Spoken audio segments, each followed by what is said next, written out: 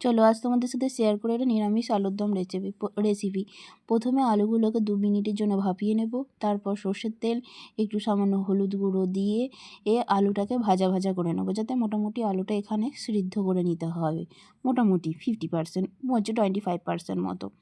তারপরেতে সামান্য, এবার বেসিক মশলায় আসি। সামান্য আদা বাটা, এখানেতে কাঁচা লঙ্কা এবং শুকনো লঙ্কা বেটে একটা পেস্ট করে নিয়েছি। তারপরেতে এখানে হলুদ গুঁড়ো, ধনে গুঁড়ো, জিরে গুঁড়ো এবং লঙ্কার গুঁড়ো এবং সামান্য কাশ্মীরি লঙ্কা গুঁড়ো দিয়েছি, যাতে একটু রঙ আসার জন্য। তারপর এটাকে একটু ভালো করে মিক্স করে নেব। মিক্স করে নিয়ে কড়াইতে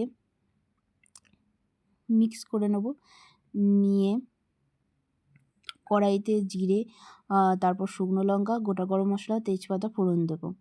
মশলাটা ফোড়নটা ভাজা ভাজা হয়ে গেলে মশলাটা পেস্টটা দিয়ে দিলাম। এবার এখান থেকে মশলাটা যতক্ষণে তেল ছেড়ে আসছে, তারপর সামান্য নুন, চিনি অ্যাড করব।